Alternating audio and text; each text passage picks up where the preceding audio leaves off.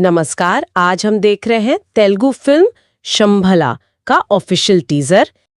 छोटा सा क्लिप है पर इसमें बातें बड़ी गहरी हैं, जैसे ब्रह्मांड के रहस्य, विज्ञान कहाँ तक जाता है और प्रकृति की शक्तियों का नियंत्रण। हाँ बिल्कुल, ये टीजर है तो फिल्म का, लेकिन इसमें कुछ बुनियादी सवाल उठाए गए हैं सोचने वाले, जैसे कि विज्ञान उन चीजों को कैसे देखता है जिन्हें वो समझ नहीं पाता, और क्या होता है जब कोई प्रकृति के ताकतों से खेलने लगता है। हाँ, तो चलिए इसी में थोड़ा और गहरे उतरते हैं।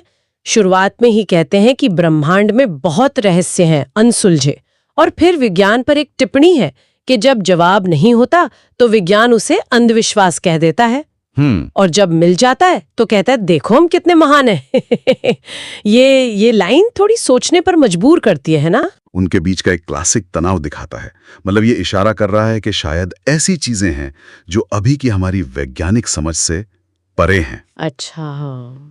और फिर बात आती है पंचभूतों की, 5 तत्व। हाँ, पृथ्वी, जल, अग्नि, वायु, आकाश। टीजर कहता है कि इन्हें कंट्रोल करना, नियंत्रित करना कोई मामूली बात नहीं है, और इसके परिणाम अकल्पनीय हो सकते हैं। ये अकल्पनीय शब्द ही अपने आप में बहुत भारी है। बिल्कुल, पंचभूतों पर नियंत्रण का जो विचार है वो हमारी पौराणिक कथाओं में, दर्शन में बहुत शक्तिशाली माना गया है। ये सिर्फ फिजिकल एलिमेंट्स को कंट्रोल करना नहीं है, ये सृष्टि के, प्रकृति के मूल ढांचे पर अधिकार जाहिर करने जैसा है। तो ये एक तरह से प्रकृति के संतुलन से छेड़छाड़ हुई। हाँ, और इसीलिए टीजर में वो अकल्पनीय परिणाम का संकेत है।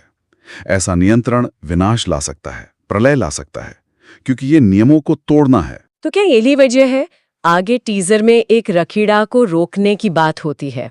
रखीड़ा, इसका मतलब शायद कोई बड़ी उथल-पुथल या संकट। हाँ, ऐसा ही लगता है, जैसे पंचभूतों को कंट्रोल करने की कोशिश या उसका गलत इस्तेमाल, वही उस रखीड़ा या संकट का कारण बन गया है। शक्ति का संतुलन बिगड़ गया है और अब उसे ठीक करना जरूरी हो गया है। एक क्राइसिस पॉइंट आ गया है कहानी में। और इस संकट का समाधान क्या दिखाया गया है? कोई साइंस नहीं, कोई इंसानी प्लान नहीं, बल्कि श्री हनुमान का आवाहन किया जा रहा है। नमो श्री आंजनेयम प्रसन्नांजनेयम। ये तो एकदम अलग दिशा में ले गया। हाँ, और ये बहुत दिलचस्प मोड़ है। देखिए, टीजर शुरू हुआ विज्ञान पर सवाल से, और उसका समाधान कहाँ दिखाया जा रहा है? दैवीय हस्तक्षेप में। हनुमान जी का आह्वान सिर्फ एक धार्मिक चीज नहीं है, वो शक्ति के संकट हरने के प्रतीक हैं। हाँ। तो इस बात को मजबूत करता है कि जब इंसान की समझ, उसकी ताकतें, शायद वो पंचभूतों वाली ताकत भी, जब वो फेल हो जाती हैं या खुद मुसीबत बन जाती हैं, तो आस्था ही बचती है। बिल्कुल, हाँ बिल्कुल, तब आस्था या दैवीय शक्ति ही आखिरी सहारा नजर आती है। तो ये छोटा सा टीजर हमें कहां से कहां ले गया? विज्ञान बनाम अज्ञात, तत्वों की शक्ति का खतरनाक खेल, और फिर संकट में आस्था की शरण। सही कहा, एक पूरी यात्रा है इसमें, और ये हमें सोचने पर मजबूर करता है कि जब ऐसी ताकतें सामने आती हैं जो हमारी समझ से बाहर है, तो इंसान उनका सामना कैसे करता है?